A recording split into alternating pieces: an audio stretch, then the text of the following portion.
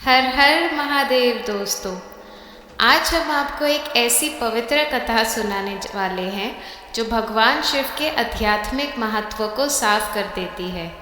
ये कहानी न सिर्फ शिव पुराण में व्यक्त है, बल्कि जो इसे शुद्ध मन से सुनता है उसके घर से दरिद्रता दूर हो जाती है। और अगर आप इस कथा को सुनते हैं तो आपके जीवन से भी रोग छूट जाते हैं। ये कथा और भी ज़्यादा महत्वपूर्ण है क्योंकि ये खास तौर पर गर्भवती महिलाओं के लिए अत्यंत लाभदायक है। इसे सुनने से आपके बच्चे को भी भगवान शिव के आशीर्वाद मिलते हैं जो आपकी ज़िंदगी को खुशियों से भर देते हैं। इस पवित्र कथा के माध्यम से हम ये भी बताने वाले हैं कि सावन के महीने में भगवान शिव की कथाएं सुनने से आपको क्या अद्भुत लाभ मिलते हैं। तो दोस्तों, इस कथा को शुरू से लेकर अंत तक ज़रूर सुनना। भगवान शिव और माता पार्वती की इस मंगलमयी कथा को सुनने से उनके प्रति आपकी भक्ति 100 गुना बढ़ जाती है। तो बिना किसी विलंब के चलिए इस पवित्र कथा को शुरू करते हैं। ये कथा एक पुराने समय की बात है जब एक शहर में एक गरीब पुजारी रहता था। पुजारी जन्म से ही बहुत गरीब था और अपनी पत्नी और एक बेटे के साथ रहता था। उसके बेटे का नाम सोमनाथ था। पुजारी हर सुबह उठकर स्नान करके तुलसी के पौधे को पानी अर्पित करता और नगर के सभी घरों में जाकर कहानियाँ सुनाता। लेकिन पुजारी की पत्नी इन धार्मिक क्रियाओं से खुश नहीं थी। उसने भगवान शिव की पूजा की और सावन के महीने के सभी सोमवार का व्रत रखा। फिर भी उसकी जिंदगी में धन और सुख की कमी थी। इस कारण से पुजारी की पत्नी भगवान शिव से निराश हो गई और उसने पूजा करना बंद कर दिया। पुजारी अपने धार्मिक कर्तव्य को आगे बढ़ाता रहा, लेकिन कभी भी अपनी पत्नी को सुख नहीं मिलता। समय के साथ दोनों बूढ़े हो गए और पुजारी की सेहत भी खराब हो गई। उसमें इतनी ताकत नहीं थी कि वो नगर में जाके भगवान शिव की कहानी सुना सके। हर दिन उसकी बीमारी बढ़ती गई और उस बेचारे का घर चलने की कोई संभावना नहीं थी। एक दिन पुजारी की पत्नी ने फिर से भगवान शिव की पूजा को बंद कर दिया। उसने अपने पति से भी कहा कि पूजा बंद करनी चाहिए, लेकिन पुजारी ने भगवान शिव की पूजा को नहीं छोड़ा। पत्नी के गुस्से और निराशा ने उसके दिन रात का सुख छीन लिया। उस समय जब पुजारी की पत्नी का गुस्सा अपने चरम पर था, उसने अपने पति से कहा, स्वामी, हम दोनों कितना और भगवान शिव की पूजा करेंगे। हमारी उम्र तो अब पूरी हो चुकी है और इतना करने के बावजूद हमारे जीवन में कभी कोई सुख नहीं आया। हम इतनी गरीबी से जूझ रहे हैं, आखिर कब तक? हमारी दरिद्रता अभी तक खत्म नहीं हुई है। असल में हम पहले से भी ज़्यादा अधिक गरीब हो गए हैं। पहले कुछ तो ठीक था, लेकिन अब हमें आहार के लिए रोना पड़ रहा है। पुजारी की पत्नी ने अपने पति से आगे कहा, स्वामी, मैं कितनी मूर्ख थी जो एक बार भगवान शिव की पूजा करना बंद कर दी और फिर से शुरू कर दिया। मैंने सावन के महीने के सभी सोमवारों का व्रत रखा, दिन रात भगवान शिव की पूजा की और उपवास किया, हर दिन तपस्या की और अपने शरीर को कमज़ोर कर दिया। इतना सब करने के बावजूद मुझे इसका कोई फल नहीं मिला। अब भगवान शिव क्या देंगे जो आप रोज़ जल अर्पित करते हैं? पुजारी अपनी पत्नी की बातों को सुनकर चुप रहा क्योंकि उसका अपने आध्यात्मिक गुरु भगवान शिव पर पूरा विश्वास था। दूसरी तरफ उनका बेटा सोमनाथ अपनी शिक्षा पूरी कर रहा था। जैसे ही उसकी शिक्षा पूरी हुई, वो घर वापस आया और अपने माता पिता की सेवा में लग गया। सोमनाथ ने अपने माता पिता की सभी इच्छाएं पूरी करनी शुरू कर दी। उसने घर का सारा बोझ अपने कंधों पर ले लिया और अपने पिता की तरह हर नगर में जाके भगवान शिव की कथाएं सुनाने लगा। कथाएं सुनाने के बाद जो धन मिलता, उसे अपने परिवार का गुजारा करने लगा। इस प्रक्रिया के कई साल बीत गए।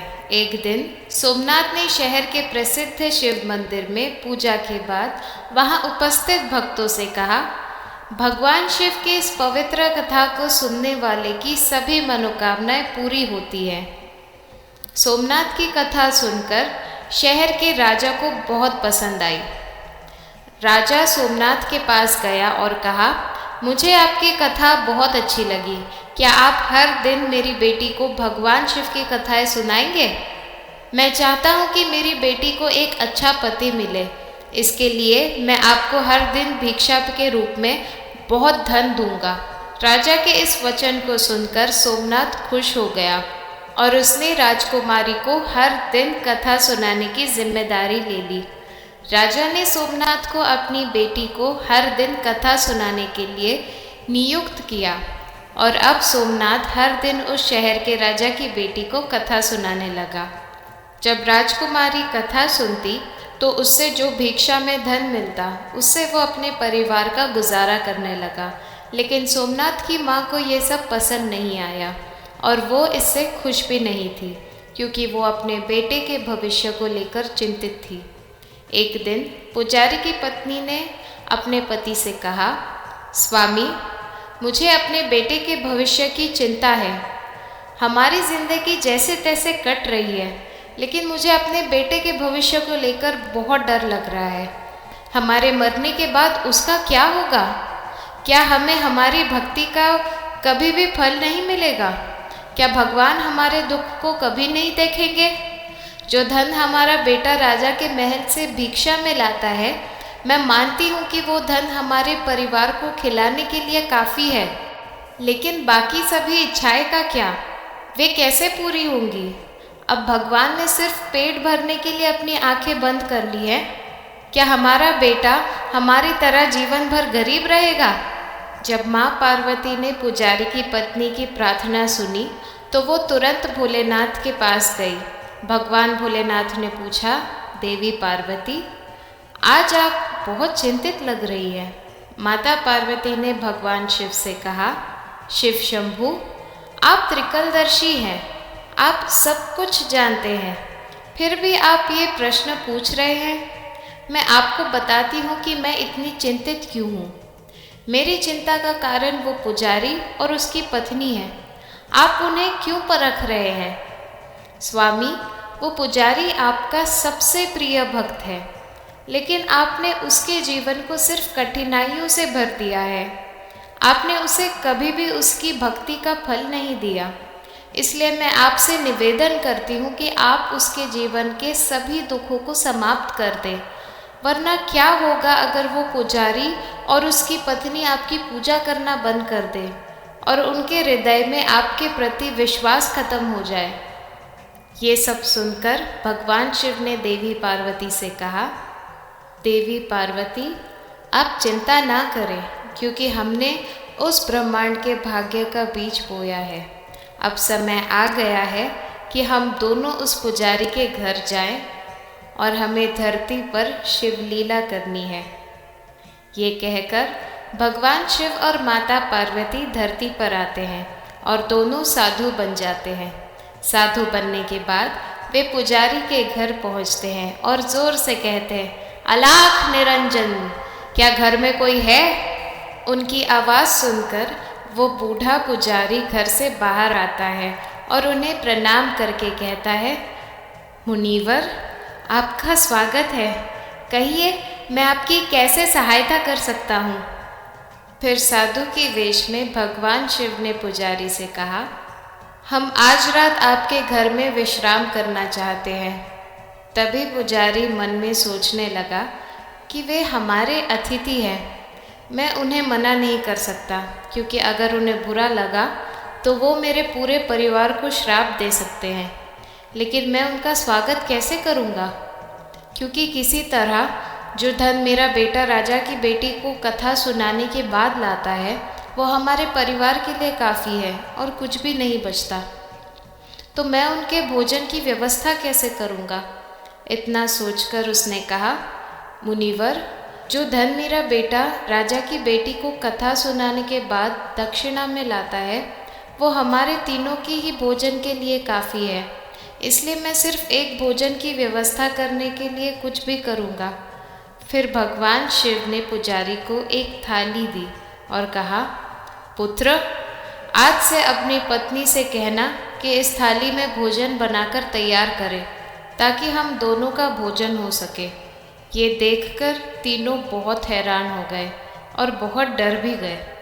अगली सुबह जब सोमनाथ राजकुमारी को कथा सुनाने जा रहा था, तब अचानक भगवान शिव ने सोमनाथ से पूछा, पुत्र, कहाँ जा रहे हो? तब सोमनाथ ने कहा, मुनिवर, मैं अब इस शहर के राजा की बेटी को कथा सुनाने जा रहा हूँ। फिर भगवान शिव ने सोमनाथ से कहा, पुत्र, आज जब तुम राजकुमारी को कथा सुनाने जाओगे तो उससे पूछना कि वो कौन सी इच्छा के लिए भगवान शिव की कथा हर दिन सुनती है। ये सुनकर सोमनाथ महल पहुंचा और राजकुमारी को कथा सुनाने लगा। राजकुमारी को कथा सुनाने के बाद सोमनाथ ने राजकुमारी से वही प्रश्न पूछा, वो कौन सी इच्छा है जिसके लिए तुम हर दिन भगवान शिव की कथा सुनती हो? तब राजकुमारी ने सोमनाथ से कहा, मैं हर दिन भगवान शिव की कथा इसलिए सुनती हूँ ताकि मुझे एक ऐसा पति मिले जो शहर में चर्चा का विषय बने। उसका भाग्य चांद और सूरज जैसा हो और उसका भाग्य इतना अच्छा हो कि उसके घर में किसी चीज़ की कमी ना हो। उसकी शादी ऐसी होनी चाहिए जो अब तक किसी ने ना देखी हो। राजकुमारी की ये बातें सुनकर सोमनाथ घर लौट आया और घर पहुंचकर उसने ये सब बातें संत स्वरूप भगवान भोलेनाथ को बताई। भगवान भोलेनाथ ने सोमनाथ से कहा, हे पुत्र, ठीक है, अब अगले दिन जब तुम राजकुमारी को कथा सुनाने जाओ तो फिर से वही सवाल पूछना। अगर राजकुमारी ने वही जवाब दे तो तुम उसे बता देना कि मैं वही हूँ और फिर वहाँ से भाग जाना। सोमनाथ ने भगवान भोलेनाथ से कहा, हे मुनिवर, मैं कहाँ और ये शहर की राजकुमारी कहाँ? मैं तो एक गरीब ब्राह्मण हूँ और मेरा घर तो उस दक्षिणा पर चल रहा है जो मैं कथा सुना कर लाता हूँ। अगर राजा को पता चलेगा कि मैं उसकी बेटी से विवाह करना चाहता हूँ तो वो मुझे और मेरे पूरे परिवार को सज़ा देगा। कृपया मुझे क्षमा करें क्योंकि मैं ऐसा नहीं कर सकता। ये सुनकर भगवान भोलेनाथ ने सोमनाथ से कहा, हे पुत्र, ठीक है, तो हम तुम्हें और तुम्हारे पूरे परिवार को अपने श्राप से नष्ट कर देंगे। ये शब्द सुनकर वो और भी ज़्यादा डर गया। अपने मन में सोचने लगा कि राजा तो बाद में मुझे और मेरे परिवार को मौत की सज़ा देगा, लेकिन इससे पहले वो मुझे अपने श्राप से नष्ट कर देंगे। इतना सोचने के बाद उसने निश्चय किया कि वो ये काम करेगा और वो राजकुमारी को संत स्वरूप भगवान भोलेनाथ की कथा सुनाने के लिए महल की तरफ चल पड़ा। महल पहुंचकर उसने राजकुमारी को संत स्वरूप भगवान भोलेनाथ की कथा सुनाई। इसके बाद उसने फिर से राजकुमारी से वही सवाल पूछा, आप किस मनोकामना के लिए भगवान भोलेनाथ की कथा सुनती है? तब राजकुमारी ने वही जवाब दिया जो उसने पहले दिन दिया था। इसके बाद सोमनाथ ने राजकुमारी से कहा, हे राजकुमारी, मैं वही हूँ जिसे आप अपने पति के रूप में चाहती हैं। यह कहकर सोमनाथ जल्दी से महल से भाग गया और घर लौट आया। लेकिन ये सुनते ही राजकुमारी बहुत क्रोधित हो गई। फिर उसने अपनी एक दासी को बुलाया और उसे सारी बात बताई और कहा कि वो ये सब अपने पिता को बता दे। जब राजा को ये सब पता चला तो वो भी सोमनाथ पर बहुत क्रोधित हो गया और उसने राजकुमारी को आश्वासन दिया कि उस दुष्ट ब्राह्मण को इस अपराध के लिए अवश्य ही दंड मिलेगा। फिर राजा ने तुरंत अपने मंत्रियों को दरबार में बुलाया और उनसे चर्चा शुरू की। तब उनके मंत्री ने राजा से कहा, हे महाराज, उसने फांसी का अपराध किया है, लेकिन वो एक ब्राह्मण है, क्योंकि अगर आप उसे फांसी देंगे तो आप ब्राह्मण हत्या का गंभीर पाप करेंगे। इसीलिए हमें उसे किसी और तरीके से सज़ा देनी चाहिए ताकि आपको ब्राह्मण हत्या का पाप ना लगे। तब राजा ने बहुत देर तक विचार किया और अपने कुछ सैनिकों को बुलाया और उनसे कहा, जाओ उस ब्राह्मण के पास और उसे बताओ कि राजा तुम्हारी बेटी से विवाह के लिए तैयार है, लेकिन राजा की कुछ शर्तें हैं जिन्हें अगर तुम पूरा नहीं कर पाए तो तुम्हें और तुम्हारे पूरे परिवार को मौत की सज़ा दी जाएगी। राजा की पहली शर्त ये है कि सभी मेहमानों के ठहरने के लिए महल बनाए जाएं। सभी महल मेहमानों से भरे होने चाहिए, कोई भी महल खाली नहीं रहना चाहिए। दूसरी शर्त ये है कि मेहमानों के सत्कार में जो भोजन तैयार किया जाएगा वो बर्बाद नहीं होना चाहिए। तीसरी शर्त ये है कि ऐसी शानदार बारात होनी चाहिए जिसकी सराहना पूरे शहर के लोग करें, और अगर बारात के आगमन पर हमारी किसी भी शर्त को पूरा करने में कमी पाई गई तो बारात में आए सभी मेहमानों को भी मौत की सज़ा दी जाएगी। राजा का आदेश मिलने के बाद सैनिक सोमनाथ के घर की तरफ चल पड़े। सोमनाथ के घर पहुंचने पर संत स्वरूप भगवान भोलेनाथ ने उसे सब कुछ बताया कि जब तुमने राजकुमारी से वैसा कहा जैसा मैंने कहा था तो वो बहुत क्रोधित हो गई थी। अब मौत का संदेश जल्दी ही पहुंचने वाला है। इसी बीच राजा के सैनिक दरवाज़ा ज़ोर ज़ोर से खटकाने लगे। दरवाज़ा खटकाने की आवाज़ सुनकर सोमनाथ के पिता ने दरवाज़ा खोला। तब सैनिकों ने उसके पिता से कहा, क्या तुम्हारा बेटा खुद राजकुमारी से विवाह करना चाहता है? अच्छा, राजा ने भी उसकी बेटी की विवाह की अनुमति दे दी है, लेकिन राजा की कुछ शर्तें हैं जिन्हें पूरा करना होगा, अन्यथा तुम्हारे पूरे परिवार को मौत की सज़ा दी जाएगी।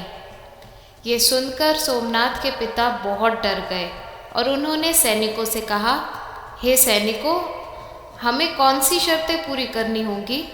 कृपया हमें उन शर्तों के बारे में बताएं। तब राजा के सैनिकों ने सोमनाथ के पिता से कहा, हे ब्राह्मण, राजा की पहली शर्त ये है कि सभी मेहमानों के ठहरने के लिए महल बनाए जाएं। सभी महल मेहमानों से भरे होने चाहिए, कोई भी महल खाली नहीं रहना चाहिए। दूसरी शर्त कि मेहमानों के सत्कार में जो भोजन तैयार किया जाएगा वो बर्बाद नहीं होना चाहिए। तीसरी शर्त ये है कि शादी ऐसी शानदार होनी चाहिए जिसकी प्रशंसा इस शहर के सभी लोग करें, और अगर हमारी किसी भी शर्त को पूरा करने में कोई कमी पाई गई तो शादी में मौजूद सभी मेहमानों को भी मौत की सज़ा दी जाएगी। राजा के सैनिकों की ये बात सुनकर सोमनाथ और उसके पिता इतने डर गए कि उनके हाथ पैर कांपने लगे। तब संत स्वरूप भगवान भोलेनाथ ने उनसे कहा, डर मत, बल्कि अपनी जवाब दो और राजा के सैनिकों को विदा करो ताकि तुम शादी की तैयारियां शुरू कर सको। हम बारात के दिन बारात के साथ पहुंचेंगे। फिर सोमनाथ ने सैनिकों को अपना जवाब दिया और उन्हें विदा कर दिया। सैनिक महल पहुँचे और राजा को सब कुछ बताया, लेकिन जब राजा को सोमनाथ का सकारात्मक जवाब मिला तो वो बहुत हैरान हुआ और सोचने लगा, आखिर वो गरीब ब्राह्मण इतने कमज़ोर स्थिति के बावजूद मेरी बेटी से शादी करने के लिए तैयार कैसे हो गया? क्या मेरा कोई दुश्मन उसका साथ दे रहा है? ऐसे कई विचार उसके मन में उठे। इसके बाद उसने उस शहर के कई घरों को बारात की तरह सजाया और कई नगाड़ों की भी व्यवस्था की। राजा ये सोचकर कर रहा था कि वो ब्राह्मण इतने सारे मेहमानों को कैसे लाएगा, और जब अधिक मेहमान नहीं आएंगे तो वो मेरी शर्त हार जाएगा और उसके पूरे परिवार के साथ मौत की सज़ा दी जाएगी।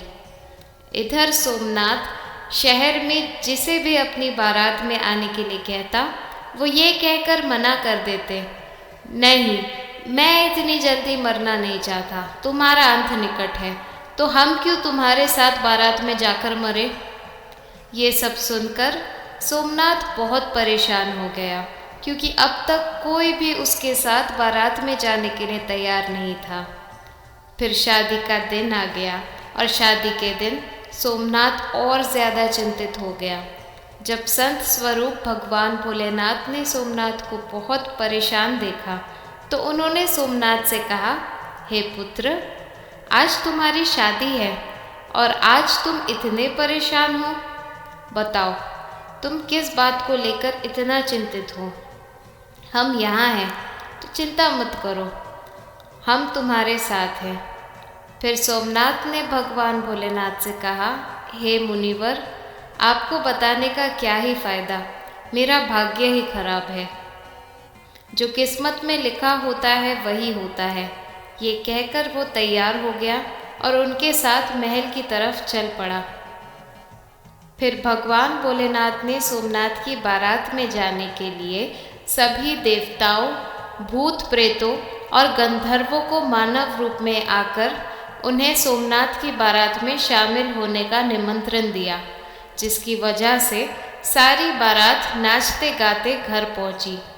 जब सोमनाथ की बारात पहुंची तो बारातियों की इतनी बड़ी संख्या थी कि राजा द्वारा सजाए गए सभी बारातियों के घर पहुंचने में कामयाबी हासिल की और सभी महल बारातियों से भर गए और कुछ बाराती महलों के बाहर भी रह गए। फिर जब राजा को ये बताया गया कि बारातियों के ठहरने के लिए महलों और घरों में कोई जगह नहीं बची और ठहराने के लिए और इंतज़ाम किए गए, तो राजा के मन में ये सोचने लगा कि कोई भी उसके बारात में जाने के लिए तैयार नहीं था और अब इतने सारे बाराती कहाँ से आ गए। मुझे जाकर एक बार देखना चाहिए। ये सोचकर राजा तुरंत वहाँ पहुँचा और जब भगवान भोलेनाथ ने राजा को बारात में देखा तो उन्होंने शुक्र और शनि देव को बालक का रूप देकर उन्हें भूख के कारण रोने पर मजबूर कर दिया। इधर जब राजा ने दोनों बच्चों को ज़ोर ज़ोर से रोते हुए देखा तो वो भगवान भोलेनाथ के पास गया और उनसे पूछा, हे महात्मा, ये बच्चे इतनी ज़ोर ज़ोर से क्यों रो रहे हैं? तब संत स्वरूप भगवान भोलेनाथ ने राजा से कहा, ये दोनों बच्चे बहुत भूखे हैं, इसीलिए ये इतनी ज़ोर से रो रहे हैं। फिर राजा ने उन दोनों बच्चों को भोजन कराने की जगह पर भेज दिया। थोड़ी देर बाद राजा ने सैनिक उसके पास गए और कहा, हे महाराज, इन दोनों बच्चों ने सारा भोजन खत्म कर दिया और फिर भी ये ज़ोर ज़ोर से चिल्ला रहे हैं कि इन्हें भूख लगी है।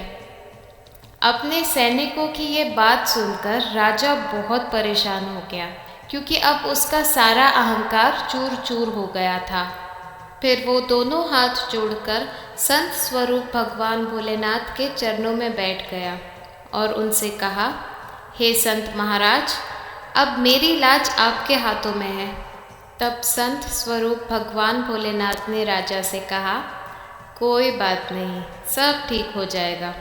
तुम महल में जाओ और बारात की तैयारी शुरू करो। फिर राजा ने उस शहर के सभी घरों को दुल्हन की तरह सजाया। शादी के वस्त्रों में सोमनाथ भी किसी राजकुमार से कम नहीं लग रहा था। सोमनाथ के शहर को चांद और सूरज ने सजाया और स्वागत के समय सोमनाथ एक सुंदर रथ में बैठकर महल की तरफ चल पड़ा। उस रथ के सामने कई बाराती नाच रहे थे और कई बाराती सिक्के हाथ में लेकर एक दूसरे पर कोड रहे थे। सोमनाथ की बारात का ये दृश्य देखकर उस शहर के कुछ लोग कहने लगे, देखो इस ब्राह्मण के भाग्य को, उसके सिर का सेहरा चांद और सूरज ने सजाया है और चारों तरफ उसके ऊपर पैसे और संपत्ति बरस रही है, जैसे किसी अमीर राजा की बारात हो रही हो। और हमने अपने जीवन में ऐसी बारात कभी नहीं देखी और ना ही भविष्य में देखने की उम्मीद है। ये ब्राह्मण बहुत ही भाग्यशाली है। लोगों के ऐसे शब्द सुनकर माता पार्वती जी भगवान भोलेनाथ जी से कहती हैं।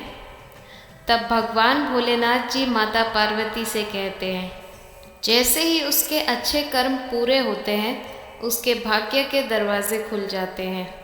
फिर सोमनाथ और राजा की बेटी का विवाह विधि विधान से हुआ और वो राजकुमारी को पलकों में बिठाकर अपने घर ले आया। दोस्तों, जो भी भगवान भोलेनाथ की कथाएं सुनता है उसे भी राजकुमारी की तरह एक सुंदर पति मिलता है, क्योंकि राजकुमारी ने भगवान भोलेनाथ जी की कथाएं रोज सुनी थी, इसीलिए उसे अपनी इच्छा के अनुसार एक अच्छा पति मिला। भगवान भोलेनाथ जी और माता पार्वती जी की कृपा से सोमनाथ एक बहुत अमीर व्यक्ति बन गया। उसके घर में किसी चीज़ की कमी नहीं थी। इसके बाद सोमनाथ की माँ ने फिर से भगवान भोलेनाथ जी की पूजा शुरू कर दी और हाँ, हर दिन गरीबों को बहुत सारा धन दान करने लगी और साथ ही वो हर दिन भगवान भोलेनाथ जी की कथाएं सुनने लगी। दोस्तों, भगवान भोलेनाथ जी की कथाएं सुनने और उनकी पूजा करने का अच्छा परिणाम मिलता है, इसीलिए महीने में एक बार भगवान भोलेनाथ जी की और माता पार्वती जी की कथाएं सुने। इससे आपकी सभी मनोकामनाएं पूरी होंगी। दोस्तों, सावन के महीने में भगवान भोलेनाथ जी और माता पार्वती जी की ये कथाएं आपको कैसी लगी, हमें कमेंट सेक्शन में ज़रूर बताएं। और अगर आपने अभी तक हमारे चैनल को सब्सक्राइब नहीं किया तो हमारे चैनल भक्ति के ब्रह्मांड को ऐसी ही ज्ञानवर्धक कहानियों के लिए सब्सक्राइब करें। साथ ही कमेंट सेक्शन में हर हर महादेव ज़रूर लिखें। धन्यवाद।